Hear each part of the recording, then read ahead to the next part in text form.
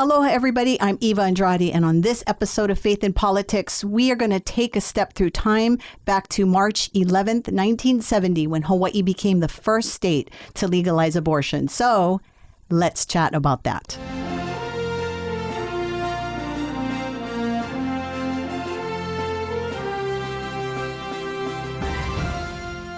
There's a saying by an anonymous person that says, if you want to touch the past, touch a rock. If you want to touch the present, touch a flower. And if you want to touch the future, touch a life. When we look around at all the things that surround us in our life, it seems as if we are very content with just touching the present.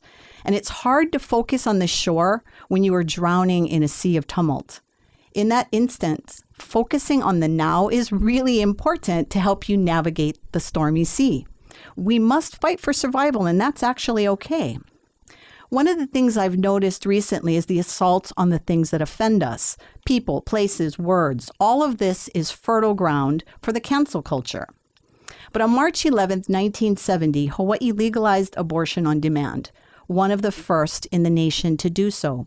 Thousands of babies lost their lives that first year because their mothers were focused on the now. For those of us in the pro-life battle who have been standing on the front line for years, we saw firsthand the first of the cancel culture. The life within me so offends me, I must cancel it. I make no apology for the fact that I care about the little voices that were taken before they even learned to sing. Guess what? I care about that mommy too, because one day the now will fade away into the future, and an empty chair will be a looming shadow that will follow her for the rest of her life. In those moments of regret, and there will be moments of regret, she may touch the past by remembering the cold office, the blank stares, the smell of disinfectant, the chair she sat in after the procedure, or even the person that picked her up to drive her home. We cry for everybody that's hurt in an abortion. The majority of people like us are not hate mongers or angry right-wingers who scream at everybody in our path. We are people that hope for a future, yet unseen. We long to touch the future, so we protect life. The greatest human beings, the saints, the heroes, the creative, the blessed, all of these began with a seed that became the greatness of who they are. And that's my thoughts for this week. Welcome back to the show today. And I know that as some of you are watching, you're going to notice that my normal co-host, Jim Hochberg, is not with me today. But a great person once said that the man may be the head of the family, but the woman is the neck. And so today we are with the neck of the Hochberg family, which is our wonderful, beautiful, special guest today, Janet Hochberg. Welcome, Janet. Good morning. Thank you for having me. You know, and I love, and I just have to throw this out here, Janet, that your maiden name is Grace. Janet Grace Hochberg. And I love that because the whole Grace, it really, it describes you in such a powerful way. Oh, thank you. All glory to God. God is awesome, and that's why we do what we do. Okay, so Janet, March 11th, 1970, Hawaii was one of the first states that began this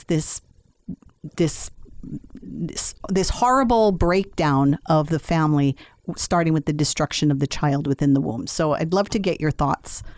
Yeah, your opening was just extremely powerful, and it was very emotional, very heartfelt. And I'm sure that many people that will be watching this segment have had an abortion or have been with someone, because with every mommy who has an abortion, there's a daddy attached, right? Absolutely. So this is by no means a show that has anything to do with judgment, right? This is about compassion, about information, about education, about sharing the history of where we started and where we are today, like you said. And it's a very hot button, topic, and it always will be until we can really get a grip on it. I believe it's a spiritual condition of the heart. Jesus said that he created man in his image, right? And not only did he say it what he saw was good, He said it was very good, and that's really powerful. So as he creates us from conception, sperm and egg implant or meat, right? And then implant. So it's conception, then implantation. I mean, that is a divine miracle from the living God. What do you think about this whole idea of the empty chair, for these women? And you gave a very powerful testimony yourself on the March for Life. And for those of you that want to view that March for Life, you can do so by visiting Kahlo TV under YouTube and watch the whole testimony that Janet gave. You gave a very powerful testimony. What does that say to you when you think about that empty chair? It's devastating. It's sad. Is it there? I mean, because we're told that there is, and I'll give you a really good example, in my opinion.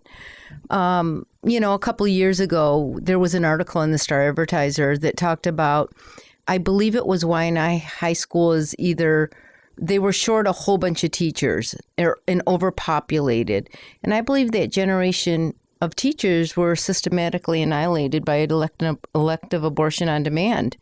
So you have, just in 1970 alone, the University of Hawaii did a study that the legislators wanted to look at the impact of abortion in a very short period of time. So from March 13th to July 5th, that's less than 4 months, I believe. They did this study on the impact of abortion, and there were 1,192 participants in 4 months. Well, let's be really clear about this. We're talking 1,192 babies. Well, so 1,192 women or girls wanted to have an abortion, and so they were able to get 1,162 to actually participate in the study, which is about 85.5%. But what is really fascinating in the study, it's 4 months, but there's over 1,000 babies in 4 months. 1,000 babies. Now, how old would these babies be today? I'm really bad on math. So I would say that was 1970. That's what? 51 years. Wow. And I was 5 years old when abortion was legalized here in Hawaii. So what's really interesting, too, is that Hawaii had a 100-year law on the books that said only in therapeutic circumstances, which basically means the life or health of the mother is at stake, and whatever that criteria is, it is not defined in the law, were abortions permitted. And there's a whole bunch of reasons why. Yeah, I want to get back to that, but what I want to do is show that. So 1970. Abortion is legalized here in Hawaii, and there's so much semantics, as you know, about what state went first on what part of abortion and all that. But Hawaii very proudly, in fact, in the article that I have right before me from the day after that it happened, they say Hawaii was the first state to do so. They also mentioned that several states followed. But what we do know is that there were some states prior to Hawaii that decriminalized abortion on the cases of incest and rape. So we know that it wasn't like it fell out of the hat, right? These right. Conversations on abortion. But in these few minutes that we have left, it hasn't changed a lot here in Hawaii. When you fast forward to 1998, Hawaii began the discussion of abortion again because of the partial birth abortion ban, where it was a big thing. And I know you were around at that time. Correct. And, just the thought of that, we have some fetal models here. And, I don't think what a lot of people realize is partial birth abortion means that the baby is partially birthed through the woman's birth canal. And so the baby's large. Yeah. Take a moment, Janet. What are we looking at here? So here we brought some fetal models. Don't move too far away from the microphone, darling. People want to hear you. And, so the baby, this is a 26-week-old child. And in Hawaii, in utero. Abortions can only take place up until the 24th week. Or is it 20th week? I believe it's 5 months and 23 days. Okay, so yes. Where are we on that scale? So we are, that is... I mean, I'd like people to get a real visual of what we're talking about, that babies up to what size can be So Can be that would be aborted. probably 20 weeks, right here. But still, I mean, the baby is partially birthed, and the only way to get the baby out, because the baby is so large, Right. this human life, is to dismember the baby inside the womb. Well, partial birth abortion, if I remember correctly, and I'm sure my viewers and listeners will correct me if I'm wrong, but babies are normally born this way, right, with their heads out. But in the partial birth abortion, they would have to turn the baby around. Correct. Because I guess something about the law said that once the head comes out of the body, right, there's some kind of a legal precedent for there. And maybe when your husband comes back, we can get him to clarify Well, that. you have to remember. But prior to that, they have to get the brains out of the baby. Right. So they have to have the baby. They have to take a pair of scissors. And Well, they would get the baby out Correct. to a And- certain point, and then they would go ahead and do that. Right. So, and now at the time here in Hawaii, they were saying that doesn't happen here in Hawaii. That Correct. partial birth abortions were not taking place, but on the mainland, there were instances of it taking place. Okay, so now fast forward to 2001, Hawaii was the lowest in the nation at the age of consent. A lot of people do not know that. And Hawaii Family Forum was one of the organizations that fought to raise the age of consent from 14 to 16. I mean, we were the lowest in the nation. It makes me laugh. I mean, how are we more lower than like Mississippi? I mean, you would think, right, Right. with some of these states. But and the reason that that's an important discussion to have is because abortions can take place here in Hawaii without parental notification or parental consent. Correct. And, I just want to back up a little bit. And we pride ourselves on the unique spirit of aloha, right? That every that our children, our ohana, our keiki, are precious, like they're everything. And family is so important here. And so I find it fascinating that the law does not permit a parent of a minor girl, a 13 or 14-year-old, the age is not actually in stated in the law, but most believe it's 14, can go into a hospital or a clinic and have a major medical procedure such as an abortion without their parents ever knowing. I know, and I think that one of the things we always encourage parents is to stay plugged in with your kids. But, when we look at the big picture, and we always want to be honest about this, we have to acknowledge that there are some kids that live in a household of dysfunctional parents. There are some kids who have parents that are on drugs, that are abusive, that are just not present. And so what we want to do is always be aware that there are some kids that might need to make medical decisions without notifying their abusive parents. But on this episode of Faith in Politics, when we come back, we will talk a little bit more about abortion here in Hawaii, and we'll start building for the second half of the show with our special guests, Ed and Ed. Oh, he's going to kill me when he comes on. Esther and Brad McDaniel. We'll see you in a minute. Hello, everybody. This is Pete from Kalo TV. As you know by now, a lot of Hawaii suffered through some serious flooding. As a matter of fact, about a mile away from my house on the north shore of Oahu, there is some serious flooding. There are families that are displaced and businesses that have really been hurt. And we're going to need some help with cleanup and even financial stuff. But if you would like to partner with us, all you have to do is go to the link below and sign up, and there'll be more information coming. And for now, if you could just continue to keep praying for the families that were affected, that would be great. All right, God bless you. All right, guys, I'm here in Haleiwa. I'm in a homeowner's residence here, and this is his backyard. We got a couple local churches here and some volunteers helping him kind of clean up the debris that came through this flood. Apparently, it was about 4 feet starting, and the river is kind of over in that direction. And anyways, it went from 4 feet to 16 feet in a matter of hours. And so it went right up to the homeowner's home, almost went in, but he says the whole area right here is flooded. And we're gonna head over, I guess, to a neighbor's house that they're a little lower than this home, and it's completely flooded.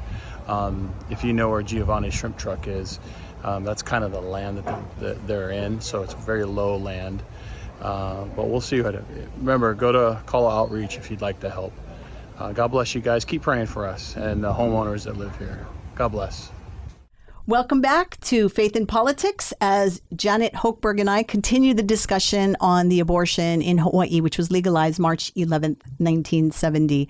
And when we went into the break, we were talking about the age of consent here in Hawaii, and you were giving us your thoughts on this idea that youth, we're talking young girls, can go and get abortions without their parents knowing. Yeah, and I would think that every parent that becomes aware of this should be outraged, because Planned Parenthood always pushes promiscuity, in among our youth, and so that's one of their favorite things to do. They will come under the guise of women's health, helping young girls to make the best decisions.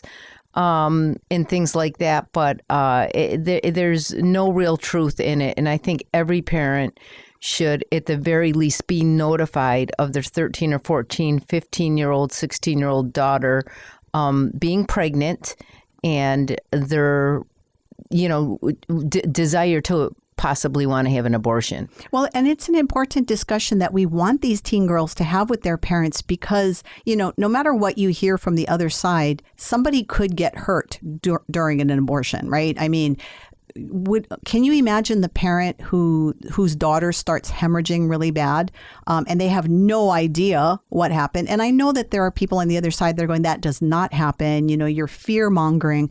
But the point is that any parent wants to know any medical procedure that their child is going to undertake, because you need to be prepared for it, right? Well, and it goes to the point of this new legislation, HB 576, that is going to expand abortion on demand here and allow physician assistants to do medical surgical abortions. It's ridiculous. Yeah, and so we will touch on that, but let's back up a little bit. Showing the progress of abortion here in Hawaii. So now in 2006, something very interesting happened, and we had a Republican governor.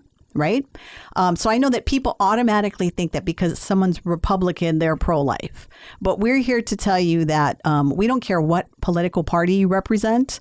Being pro-life is being pro-life. Absolutely. And, we're going to support whether you're Democrat, Republican, independent, whatever. If you're pro-life, then we're going to support you. But so we had a Republican governor. And one of the things that Hawaii's law did, going back to March 11, 1970, is you had to be a resident. And so this was a big issue for, obviously, Planned Parenthood. I don't know why they would think you need to have just anybody. I mean, why would someone want to fly to Hawaii to get an abortion? And I will tell you that in this article that I had from 1970, they were talking about the fear that Hawaii would become the abortion mecca. Yeah. So there was some discussion about that. Abortion tourism, yeah. Absolutely. So what happened in 2006 was they removed the residency requirement in Hawaii's abortion law. And I know that Hawaii Right to Life at the time weighed in very heavily on that bill. So that's important for people to realize that this is a battle we've been fighting, right? Once abortion got legalized, people think, why are you guys still fighting abortion? Right. And you have a quote that I'd like you to share about the how it's never enough. It's never enough. So while you look that up, the other thing that the 2006 legislation did is it put the Freedom of Choice Act into law here in Hawaii. And what that Freedom of Choice Act does is it means that if Roe versus Wade is ever overturned, that Hawaii will still have legalized abortion on demand. So a lot of people in Hawaii are like, well, when Roe versus Wade gets overturned, well, that's not going to affect us here in Hawaii. So in Hawaii, we'd actually have to change our law to remove the Freedom of Choice Act out of it. And that's, the makeup of our legislature. That would be quite. Did you find that wonderful quote? I did. And on the residency requirement, I find that kind of perplexing, because we're surrounded by water, right? And it's the neighbor island girls and women that would have to fly over here. They're obviously residents. Yep. So that doesn't really make a lot of sense to me. Why would someone spend a couple $1,000s to fly off, from offshore here to just terminate a pregnancy? Well, but this is the discussion going back to that HB 576 you talked about, right? Right. Yeah. But that's a loaded issue. So even in New York, there were no residency requirements. And what that basically means is that there's a 90-day waiting period once someone wants to have an abortion, they have to wait. If they don't live here for 90 days, they have to be a resident, right? Right. So, and what is really striking to me is that abortion proponents are always touting that abortions should be what? Safe, legal, and rare. So just this year, they lauded the, how many years has it been? 48-year anniversary of Roe versus Wade that decriminalized abortion on demand up through all 9 months of pregnancy, which is for any and all reasons, okay? So this goes beyond the life of the mother, rape or incest, and, any reason. I just don't feel like having a baby right now. So on the anniversary, the left-leaning organization NARAL told others to reimagine Roe and a parent call for a Supreme Court decision that would ensure taxpayer-funded abortion for all women. Legal abortion isn't enough. It's never been enough. Safe, legal, and rare. So right here, they are so bold now because they have, advanced the ball so far down the court, especially with this new administration under Biden and Kamala Harris. Abortion, it's never enough. What we need is abortion justice, said NARAL in a tweet. So they are calling for abortion justice on racial and economic lines. People don't realize abortion justice. What about the justice? Excuse me for just a minute. This is a baby. This is a human life. What about the justice of this child that feels pain after 20 weeks? Well, when you show that one, people are, of course, they're going to be more shocked, right? Right, but we're talking even the little tiny ones, Janet. Even this little child, Psalm 139 was formed in his mother or her mother's womb. We are talking little toes. We are talking. I mean, this is unbelievably. Anyway. No, that's really true. So in response to NARAL's comment to Fox News, pro-life advocates responded critically, saying, "Today, for the first time in 4 years, it looks like a declaration that Roe v. Wade is a gift to women and a pledge to enshrine the slaughter of little children at any stage of their development in the womb as a right," tweeted Lila Rose, president of Live Action. And then she goes on to talk about the development of the unborn child. But what's really incredible, too, is that Cecile Richards, who was the former president of Planned Parenthood America, said that, life to her begins when she sees her children outside the womb. Oh, and there was a congresswoman that said that life begins when the baby cries outside the womb when it's born. But they have to push this rhetoric. They have to push this abject. Well, you have to dehumanize it, Janet. Exactly. In order for me to feel good about sacrificing this child of mine, I need to have a reason to feel good about it. Because if you really think about it, okay, this is my baby and I'm killing it. That's horrible, and nobody's going to do that.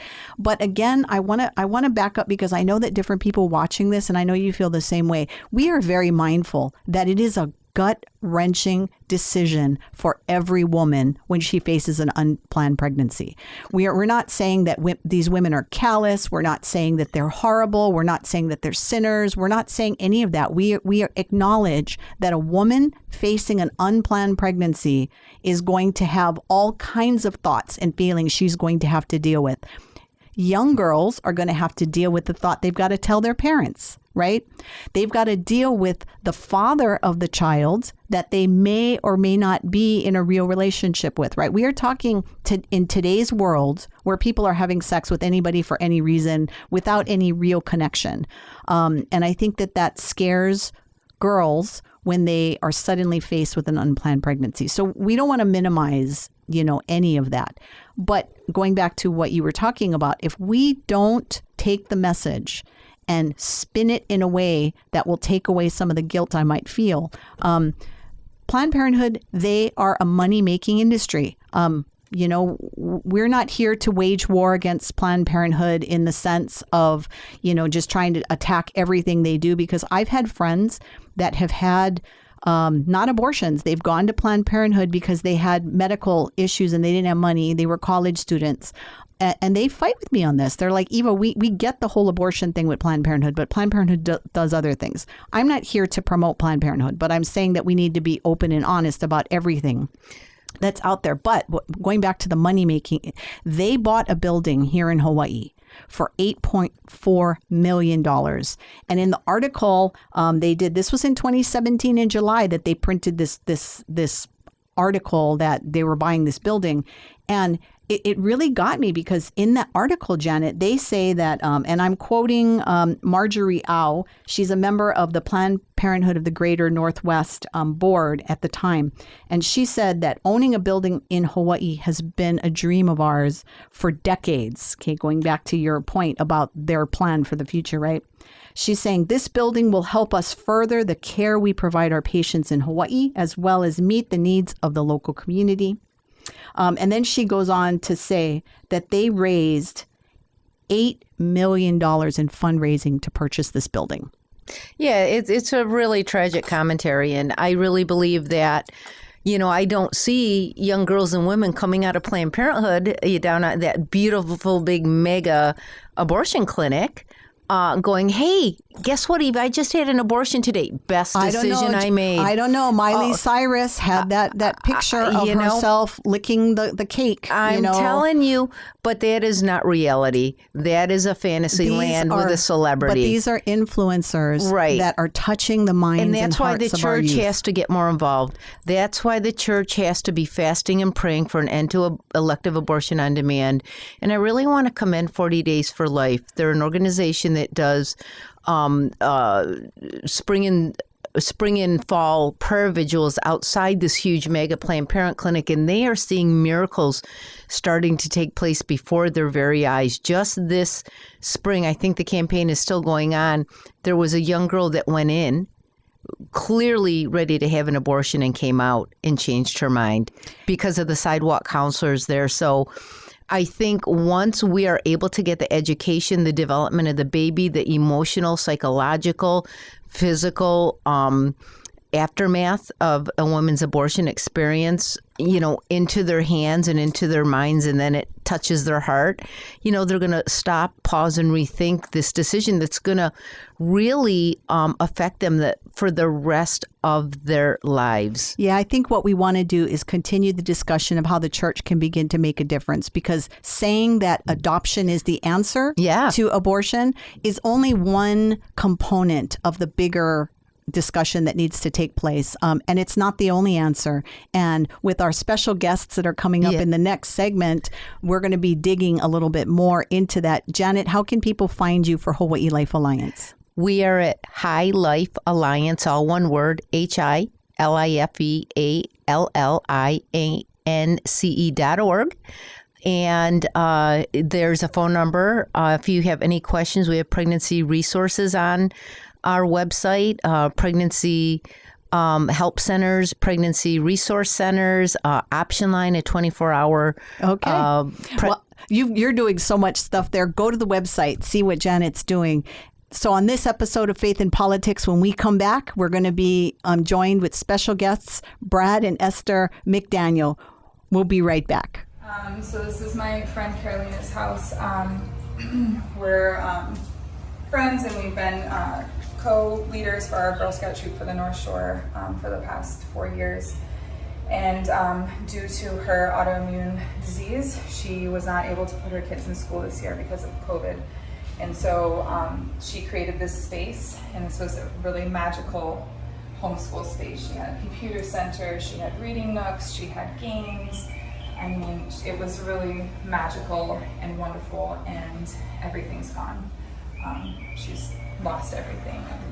She had a sewing room. She was an avid sewer. She is an avid sewer, and literally everything has been demolished. The water came all the way up to here. All of these books are rotting now. There's nothing. We can't even salvage these. We're gonna try to do the best we can, but most of what was here it's gone. So they need help, and we're trying to help her as a community. We've got trucks that have been coming in and taking out things. We've got crews that are going to come in here and try to get all of the mud out and try to dry out this place so it's habitable for them again, but just not sure. Okay, guys, obviously our goal is prayer and safety for a young lady that has an autoimmune disease with her kids. So finding her a home, and then next to see what we can do to help with this home. So if you would like to help, go to callaoutreach.com. Information's on the bottom. And first of all, please be praying for this community. There's more to come, and they have a little ways to go. God bless. Aloha and welcome back. And we want to start this segment, first of all, by thanking Janet Hochberg for coming and sharing her mana'o on the issues of abortion and life. And for our regular viewers, I know that you're noticing that there's something missing. What's missing? What's missing? Let me think about that. Oh, I know. It's the world according to Jim Hochberg. Don't worry, listeners and viewers. Jim will be back next week, and I'm sure, as usual, he will just have us blown away by what happens in that brain of his. And for those of us that have labored alongside Jim Hochberg, we know what that means. So I'd like to welcome my two special guests right now. And let me get your names right, Brad, so that you don't, let it be said that you are not married to someone named Ed. That is really important. So thank you for clarifying that. Okay, yes. So your beautiful wife, Esther Aloha. McDaniel, and Brad, who is a pastor. And, full disclosure, you guys were supportive of Hawaii Family Forum since its inception. Yes. Way back in 1998, when we were established, you were there. When we were young. You were there. When Moses was chiseling the 10 Commandments, you were there. I was there. You were there. So now what we want to do is, first of all, we want to start by letting our listeners and our viewers know that abortion should never be normalized. And that is what has happened. Society has made it so that abortion is like, oh, I just went shopping at Macy's, right? I mean, people, oh, I just had an abortion. I mean, we talked briefly about Miley Cyrus and the way that these social influencers are just pushing how normal abortion. People are wearing T-shirts that say, I had an abortion and I'm proud of it. And I think that what we want to do on this show today is we don't want abortion to be normal. We never want it to be normal. Correct. So I know that you guys were listening to, Janet. Was there anything that really stuck out that you kind of want to just touch on? I mean, was it so emotional that you just can't talk? I mean, what's your thoughts? That is a tough and controversial topic, right? And yet at the same time here in Hawaii, I'm always surprised at the normalization, I guess, because we are the land of aloha. We're the people of the aina, and we value life, right? The ha. Baby's first birthday, baby's first luau is so important because of our children even getting to be age 1. And it's a milestone, right, in a child's life. So I think that's what's hard is culturally, how can it just be normalized? That's like you guys said in the earlier episode, that it's difficult. That's not an easy decision.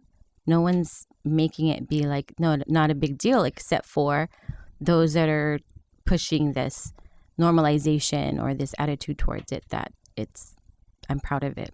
It does. It makes it's saddening, right? When you think about it. In my opening, I talked about the empty chair.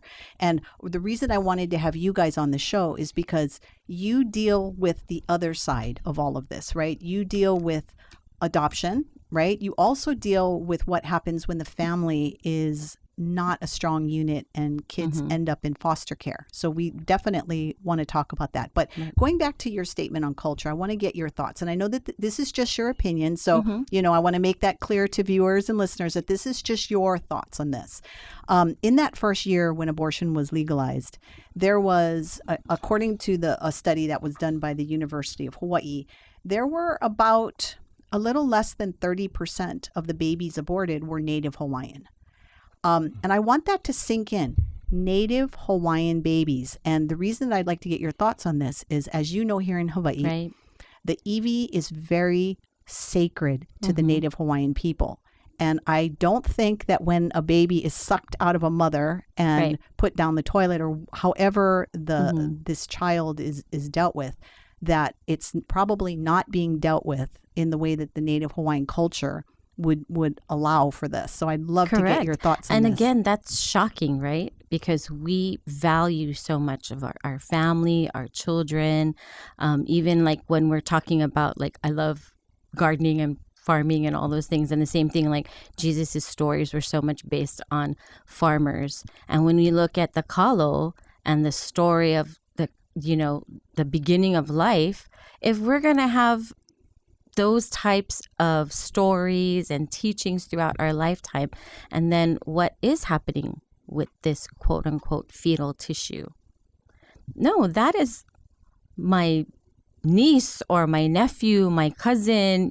When you put it in the context of your ohana, then you're thinking, oh my goodness, we just lost all this potential of living, all this relationship, whether difficult or easy, or how we are in family dynamics. We just miss out. Let's just put it that way. Let's turn on the local attitude. Brah. We're talking about these kids. We're talking about these kids. That's my brother, that's my sister, whatever, right? I mean, that's what we're talking about. And the sad thing is, people don't know. Do you know, I was talking to my older brother who, please forgive me, and I'm not going to say which brother because that's just going to make it worse, but he made a comment several years ago that has really stuck with me. He goes, well, I don't know if I have kids out there. And what that did is, first of all, it makes you think, when you're living a promiscuous lifestyle from the man's point of view, you have no idea if you made a baby sometimes. The other thing I'm seeing across the country is this rise in DNA testing, right?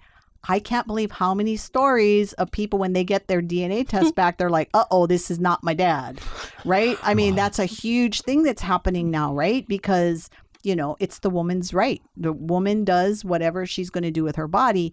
So what saddened me about that, when my brother made that callous comment, I'm like, I could have a niece or a nephew out there that I don't know about. And I started to get very sad, going back to the Native Hawaiian culture. Family here is huge. Now, I want to talk about that, how important family is here in Hawaii. But first, let everybody know about Harvest Family Life Ministries, because that's what you do here in Hawaii. And Brad, we haven't heard too much of your golden voice. So Harvest Family Life Ministries we are a prevention to permanency organization. We're a Christian ministry. We work alongside the state. When we say prevention of permanency, we want to see families who are at risk of their kids going into the system. We want to see the church come alongside them and walk with them to keep those kids out of the system. And again, in our culture, that means that Ohana walks with Ohana. For the sake of the keiki. I'm hearing a song in my head, a Disney song, something about Ohana. What could that be? No one gets left behind. No one. What? No one gets left behind. Well, I think it's important to have this discussion about the family unit when we're talking about abortion, because a lot of times these girls are making the decision because they're coming from broken homes. So I'd love to get your thoughts on that. Oh, I like how they look at each other. You take this one, babe. We both could talk for hours on this subject. Right. That's why. So, but I love how you looked at each other. That was just so wonderful. It's like, no, you go. No, you. No, you. I would just say, first and foremost, that with this idea that they come from broken homes, our expertise, if you will, is in the area of foster care. That tends to be generational. We see so many families who are in the system that mom was in the foster care system as a young girl, and then the next generation and the next generation. So this healing of families, God is a father to the fatherless. He places the lonely in families. This is what we see as the answer. The body of Christ is the answer to all of that. And when we, I should say, do a good job of that, when we have single parents, when we have broken homes, when the body of Christ comes alongside and becomes a part of that family, healing happens. I love that. And what's really nice about that too is it doesn't matter whether someone is a person of faith or not. That truth is for them as well. That's right. That's right. And I love that. And it's, that's one of the things that makes Christianity unique, right? Is that Christianity reaches out beyond just Christians. And you can look at the proof is in the pudding, right? It was Christians that started a lot of schools. It was Christians that started a lot of hospitals. It was Christians that started these foster care ministries. I want to give a shout out real quick to Catholic Charities, who does a lot of work for broken families here, not only in Hawaii, but across the nation. So thank you, Catholic Charities, for your good work out there. But you guys are really in the midst of all the craziness that happens here in Hawaii. Why don't you give me some stories? Sure. We were talking about adoption, and we've been able to see that, especially through foster care. That's not the goal of foster care. Let's just put that out right there. And we can talk more about that, but we're strong on reunification. That is the first goal of bringing together, the original birth family. But there are times when the parents or whoever's, the caregiver, the child cannot continue parenting the child or cannot provide or doesn't want to. And so we've seen situations like that with what we call resource caregivers. That's the term for foster parent. And one that sticks out in our mind is a younger couple that started fostering. The first child they took was 2 years old and had her reunified with family. Family tried again to, help raise baby and just couldn't. And they still had a relationship with the foster parents. And so at age 3, she goes back to them. Within like 12 months, they received an 11-year-old girl, so not related to the first baby. And then shortly thereafter, another infant that was just a few months old. So they have 3 girls from 3 different families. That's 3 different foster care situations and 3 different teams of people working. Long story short, it took a few years for each of them to become adopted, but each of their situations were ones where, and again, it was not easy as far as family decisions, but the first one, it became apparent to the parents that they're just not going to be able to raise her. The second one, there was just a lot of family discord to where even the 11-year-old could realize, I love my family, but this is not a healthy place for me to be raised. And then the last one was in and out of incarceration, that particular parent of that baby. And when they were in the process of adopting, they also conceived their first child. Wow. See, and I want our people, our friends on the mainland to understand that one of the special gifts we have here in Hawaii is this idea of Hanai family, right? Yes. So in Hawaii, it's never been weird for a family to take in somebody from an extended family to raise them. I mean, Right. and it's almost kind of normal. I mean, as you two know, I have custody of my oldest grandson, right? Right. I mean, he just turned 18, but he's still getting ready to go through the craziness of life. But you two know, because you've walked this walk with me, that this is what we do in Hawaii, right? Right. We have always been open. So my question to you is, how much interest is there out there on adoption? You know what we've seen, and our experience, again, is being in churches, presenting the need, letting people know what's out there and saying, hey, we, again, as a family, as a body of Christ, this is our kuleana. We have to do something about it.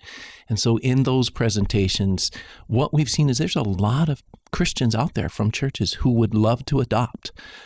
It's difficult. The story that Esther told, if she went to all the details, there's heartbreak. There is struggle. It is never easy, but I think we also know that the harder things are, the more fulfilling and valuable they are as well. So there's a lot of families who would love to adopt. They're scared. The system, we don't want the government in our home. And I'm going to challenge you guys out there who are listening that's all detrimental to our children. When we think this may be too hard, they didn't choose to need to be adopted. We're the adults, so we may have to do some difficult stuff. But so we've found there's a lot of families out there. And the biggest thing in education, in equipping the church, which is part of what we do, is helping them to walk through with eyes wide open. This is going to be tough. It might be easy, but the reality is more often than not, it's tough. But God has called you to do this, and the church can walk with you. Well, you're listening to Faith in Politics, and when we come back, more about the positive side of adoption and foster care. We'll be right back. We're here for a purpose much greater than ourselves. That's why even there's so many people that they do pursue incredible things, but even still they feel some kind of emptiness. Where does my contentment really come from? you know, because I also learned the hard way that if I cannot be content now, how do I know for sure that being married or dating somebody will actually fix that? You think that it might make you happy, but at the end of the day, when you are in that place where you quote unquote want to be, it's like, and you're still not happy, then what's next? There's always more. Well, you can always lose 5 more pounds, and then there's Yeah. always more that you can achieve. There's always more money to attain. Yeah. And I was like, well, when will it ever be enough? Yeah. Because the most important message that I want to put out there is that God is real, and He wants you, and He's a gentleman, and He's there for you, even if you don't know it, even if you're not ready for it. So true. He's there with this amazing love that's better than anything that we could get from the world. Welcome back. So as we move into this last segment of today's show, what we want to do is, again, jump into the positive aspects of adoption and foster care. So Brad and Esther, I know that because you've done this for a long time, you have more stories. So Brad, share with us some stories of hope. Okay. I'm going to do my best. Esther's a lot better at this than I am about not sharing names. But again, for privacy and confidentiality, we try not to do that. So hopefully, yeah, there you go. Just interrupt me. Yeah. Oh, sorry, tech crew, as I make disgusting noises. So back in 2017, Jesus Girl Apparel, which is a local clothing company, did a craft fair for hope out at Bayview Golf Course. And they did it, they gave donation from that to Harvest Family Life Ministries. So it was to open the eyes of the community about adoption as well as to help support the ministry. And we had a couple who came up to talk to us near the end, and music was going, so it was really loud. So we had a brief discussion, but basically they said, hey, we're here because we heard about this and we want to know about adoption. We're interested. So we scheduled a time and we met with them about a week later, talked with them, and we normally do kind of a home visit type of thing and see where they're at, what would work for their family. Young couple, had never had children yet, wanted to adopt, had some ideas about what they wanted to adopt, who they wanted age-wise, all those kinds of things. And then we began to share some of the kids who were on our caseload, both for adoption and foster care. And we knew that the ones we were sharing with them were not kind of fitting in their category of what they had told us. So Esther, the last one she shared was a teenage boy who just needed a place, temporary foster care. Dad needed to work out some issues. He was a product of a single dad home. And that was the last person that we shared with them, and then they went home and we said we'll have our eyes open and let you know if someone comes across our desk that would work for your family. That dad called me back the next day. Wow. And he said, my wife, that teenage boy has just been on her mind this whole time, 24 hours. Wow. And he said, tell us more. And so we met with them, and long story short, the teenage boy got placed in their home. They were a child-specific license for this boy. They walked with him. They did visits with his dad. They began to just walk together. And it was difficult. They had challenges, but the boy, he was graduated high school, all those kinds of things. The boy really connected with that family, and they connected with his dad, and eventually he was reunified. And so that's a great story. Mm-hmm. But what then happened after that is the GAL, the guardian ad litem attorney for the young teenage boy, called them and said, hey, I've got a baby who, she's in foster care. Right? I got to make sure I get this right. She's in foster care, and he's in foster care. Sorry, there you go. He's a boy. And the family needs respite care, needs somebody to take care of this baby for a short time. Would you guys be willing to do that? They said, sure, bring the baby to us. They brought the baby. Then a few weeks later, come back, and the GAL says, you know what? The family who is taking care of this baby is not going to be able to keep taking. Can I license you for this baby as well? So they said, sure. So they child-specific license for this baby. Short time later, guess what? This baby needs to be adopted. So all of this happened between about mid-year and December. Mm-hmm. And during that time, so they sent us this letter telling us about all of this. She got pregnant.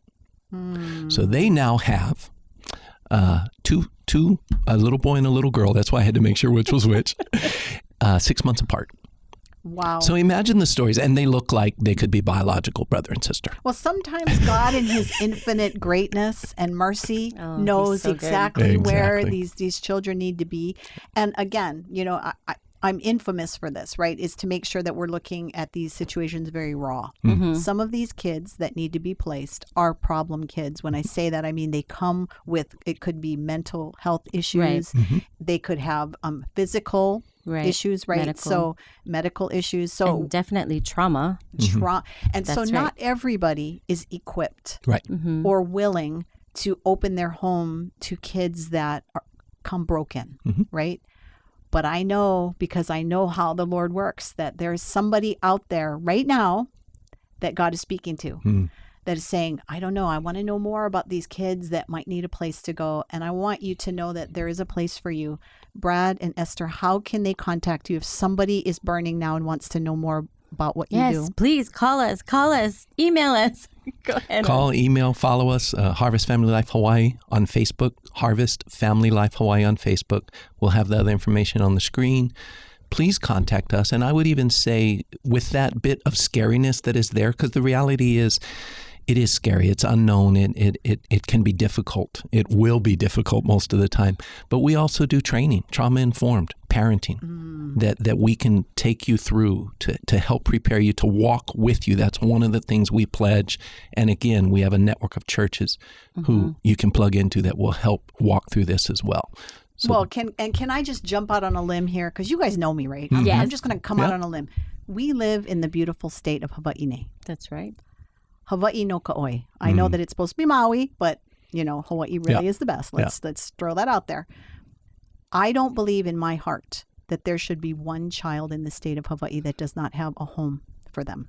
Right. That's right. So when I hear stories, and I do hear stories about teenagers on the streets who have been kicked out of their families, it breaks my heart, because that should not take place. We should not have any keiki who has no place to go. That's right. I don't want to see kids age out of the system and not have a forever family. And I know that that's a burden that you two have carried for a long time. So speak to that. Yeah, that's probably the population of foster care, former foster youth. Instead of, we don't usually use the term age out. We talk about phasing them in to adulthood. I love that. And we know, because our kids are young adults and they were not ready at 18 to just go out on their own. I have an 18-year-old in my house. I love you, son. I do. But and our trust kids me, will tell he's you. not ready. He's not ready. Not ready. They even changed their mind about driver's license because they didn't want to pay for gas. I mean, so now when you're thinking about rent and utilities. Telephone. I need my telephone. Yeah, and What, they're that costs talking money? about adulting. Yeah. It's a huge Yeah. thing. But we want to encourage the community that you can get involved in, especially the body of Christ. We're here to help you find that place to use your skills, your superpower, whatever that might be, in helping our phased in youth. We've been really fortunate. We've even had some of the former foster youth come and volunteer with us, and then they have become like, you think about them all the time, and then they have children as well. So like you said, here in Hawaii and in our culture, we shouldn't have this. But what we realize too, and what our goal is really for Hawaii to be the first state to have more than enough. That's what I'm talking about, because I think we could do it. Hawaii has always been on the forefront. You guys were the first state to legalize abortion. You guys were, yeah, I mean, So I could go let's down the be list. first state. How about we're the first? Because I see states that are proud, they want to do away with homelessness, and that's all good stuff, right? But let's be the first state to get rid of kids that have no place to go. And that's for real. And that's attainable. How many we kids, really believe it. How many kids right now are wards of the state that their parents' rights have been terminated? I'm going to give you a really wide range because it depends on who you talk to. Okay. So you would hear from various organizations, anywhere from 100 kids in our state who parental rights have been terminated, need to be adopted, to as many as 500. And I can't give you what the correct answer is because there's just so many numbers out there.